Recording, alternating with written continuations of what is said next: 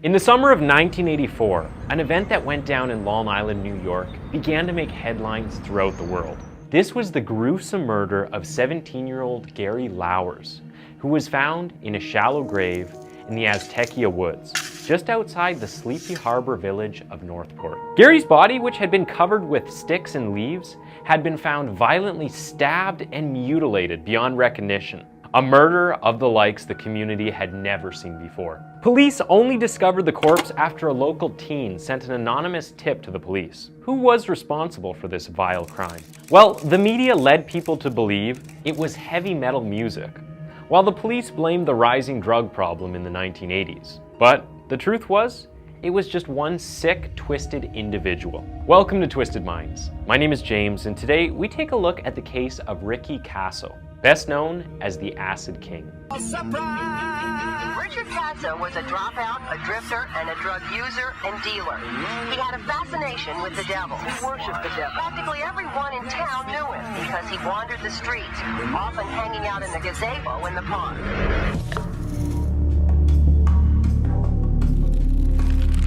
Ricky Kasso was born on the 29th of March, 1967 in Huntington, New York. As a teen, Ricky was a talented athlete, but as he got older, his performance and interest dwindled. By the time he was in middle school, he was no longer interested in sports. Between his weed smoking and lack of ambition, he eventually dropped out of school altogether. In fact, Ricky would be thrown out of his house by his father because Ricky didn't want to play football anymore.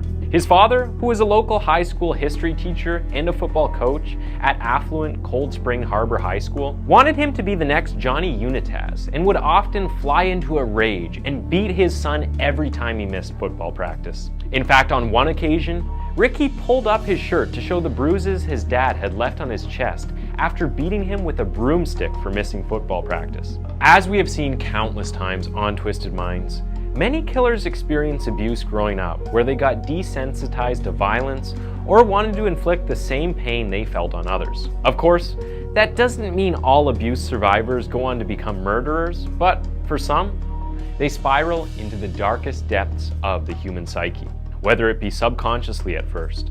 Ricky would often run away from home as a young teen and lived on the suburban streets of Northport in New York. He would usually sleep in the local woods, open cars, deserted garages, random backyards, and the houses of friends. To deal with his chaotic and troubled life, Ricky turned to drugs.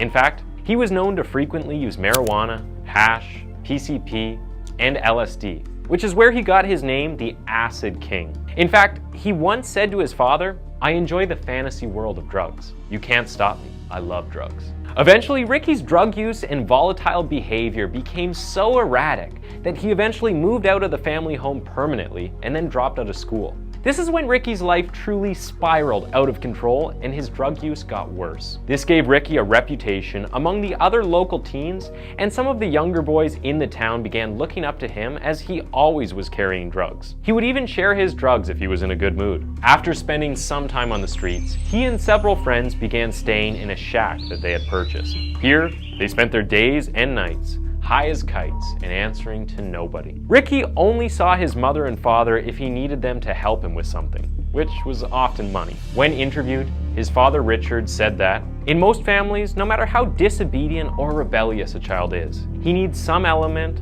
of the home, love, food, or shelter. Ricky required none of these. The only time he came home was when he was in trouble with the police or was seriously ill. There is some hypocrisy with his father speaking of children needing love and shelter when it was him who beat and kicked his own son out of the family home. His father also claimed that he would often visit the Northport Public Library, where he would read up on witchcraft and Satanism, and eventually became infatuated with the devil. Another detail to the case pushed by the thirsty media outlets was that he was part of a group called Knights of the Black Circle. This group was rumored to have performed numerous ritual sacrificial slaughters of local pets, with Ricky allegedly being the main influencer of the group. Now, it's been up for debate whether the group was as sadistic as described, or if it was just a detail used to paint the devil-worshipping narrative that took the shape through the media at the time. Another detail spread that Ricky was nicknamed Dracula among his friends,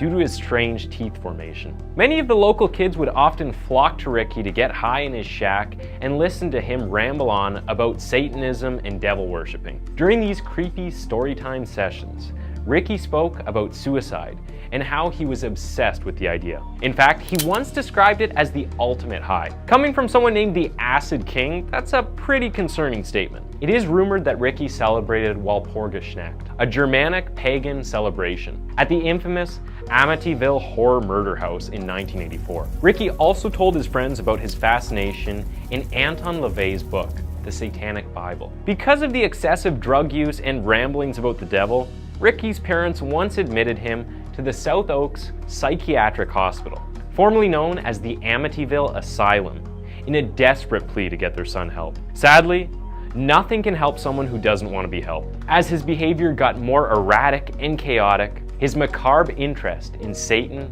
and his excessive drug use boiled over into an act that would have made the devil himself blush. In 1984, the Northport Police Department received a phone call about a body discovered in a shallow grave in the Aztakea Woods. After searching a little, the police found the body of Gary Lauwers, which had been decomposing for over 2 weeks at that point. After a little digging, it became obvious that Ricky Kasso and James Troy Anno had something to do with the murder. After being questioned, the gruesome events of that night came to light. The bad blood between Ricky and Gary had started sometime earlier when Gary stole 10 bags of PCP from Ricky's jacket after he passed out at a party. Ricky was soon told what happened and confronted him later on. Knowing the Acid King's reputation, he quickly gave back 5 of the 10 bags of PCP. Gary promised to repay Ricky back for the other 5 bags that had already been used by the team. For Ricky, payment wasn't enough, which led to Ricky beating Gary up on 4 different occasions. On the night of the murder, Ricky visited the small gazebo in the New Cow Harbour Park and borrowed a radio from a friend so that the group could listen to some rock music while they hung out. He then invited Gary to get high with him, Troy Anno, and another friend called Albert Quinn Owens. The group went to Aztakea Woods, set up camp, took several hits of a drug called purple microdots, which were referred to as the hallucinogenic drug mescaline on the street, but was more likely LSD. The teens also smoked several bags of PCP before attempting to start a small fire, but all of the firewood was too wet to light. To combat this, Gary used his denim jacket sleeves and his socks to get the fire started. At some point during the night, while all present were high as the International Space Station, things turned sour. Ricky scuffled with Gary, bit him on the neck, and stabbed him in the chest. While this would have been enough to snap anyone out of a drug-fueled rage, for Ricky, he was just getting started. Ricky continued his assault on Gary Lauwers, with Albert Quinn Owens later claiming that Jimmy Troiano helped Ricky by holding Gary down during the attack. During subsequent testimony that he provided under immunity, however, Albert changed his story and claimed that Jimmy had nothing to do with the murder. By the end of the vicious attacks, Gary had been stabbed somewhere between 17 and 36 times, with his eyeballs sliced out during the attack. It is believed that during the ordeal, Ricky told Gary to say, "You love Satan." Instead, Gary replied with, "I love my mother," before finally giving into Ricky's sadistic demand. After Gary took his last breath, Ricky and Jimmy covered the body with leaves and branches in a small ditch.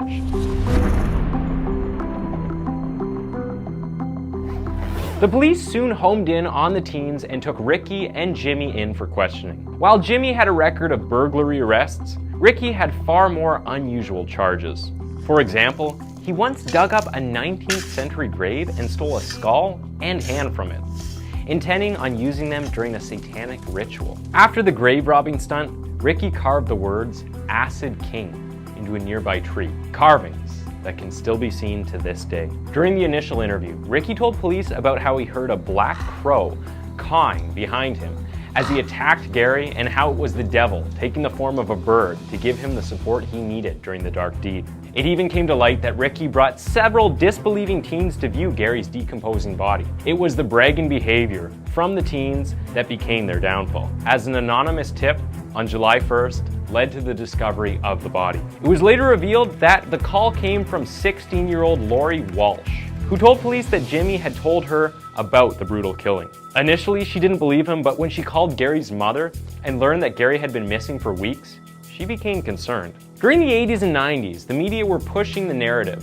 that any teen who was into rock music was hiding their shrine to the devil in their closet. In fact, during that time period, it was reported that over 10,000 unsubstantiated cases of satanic ritual abuse and death. This led to the media and church launching a terror campaign, trying to educate parents on how to stop their little angels from swapping shoulders and donning the red horns and pitchfork. In the case of Ricky Kasso, Satanism offered him a chance to feel powerful for the first time in his life. As a child, he was into rock music and horror movies, which helped him to navigate further into the type of music and lifestyle he wanted to lead. As Ricky got older and lost interest in sports, it was clear that he wasn't going to live up to his father's expectations. By listening to bands like Black Sabbath, The Who, Frank Zappa, and the Grateful Dead, he found a culture he truly belonged to and a connection through the music. After his life spiraled out of control, Ricky had nowhere to turn. The idea that Satan would save him was his last-ditch effort to survive. An idea that didn't work out for him.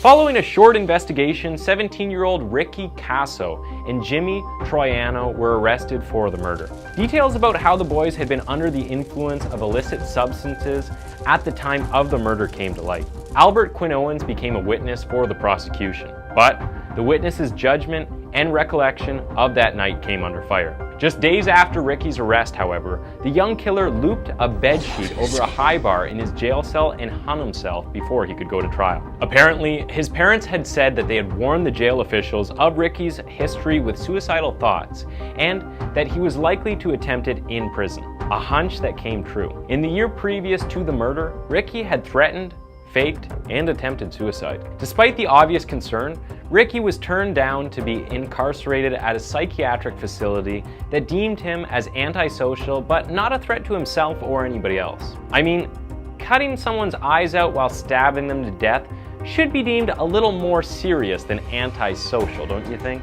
Officers described Ricky as calm and cool, and showed no indication that he was going to kill himself. Jimmy Troiano would later be charged as an accomplice in the crime, but was ultimately acquitted in April of 1985. This resulted in the story and justice for Gary ending just a year after the murder hit worldwide headlines. Speaking to the press in July of 1984, Assistant Director Attorney William Keon blamed drugs, Satanism, and heavy metal music for the murder, telling reporters that Kasso took a living, breathing 17-year-old boy as a sacrificial animal. They mutilated him and they acted out satanic rites. Although the judge and media wanted to file this case away under a satanic fanatic who killed out of being brainwashed by the popular music of the day, the story wasn't to fade away into history. In November 1984, an article was published in the Rolling Stone magazine, which went into detail about the case and separated rumor from fact. There have also been several books published, as well as documentaries and movies released about the murder of Gary Lauwers.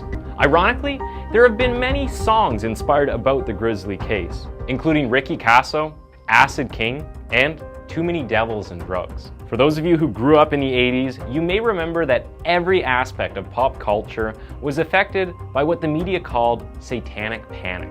And intense scrutiny on the activities of satanic cults. Stories of devil worship and satanic cults corrupting young minds. Unbelievable crime at the hands of satanic cults. Musicians like the Prince of Darkness, Ozzy Osbourne, and Twisted Sister were accused of promoting devil worship within unsuspecting suburban homes. While it would be easy to blame heavy metal and dark psalm lyrics for the actions of Ricky Kasso, music can't force anyone to pick up a blade and kill. So, was Ricky Kasso pure evil? Most would say definitely, while others could argue that it was his violent upbringing, poor life choices, and addiction that led to his unforgivable crime. It could also be argued that Ricky was failed by his family and teachers, not getting the help he obviously needed. What do you think?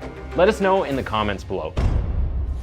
Thanks for tuning in to Twisted Minds. That was the case of Ricky Kasso, and why don't you go ahead and click on one of the 2 videos on your screen for another one of our videos.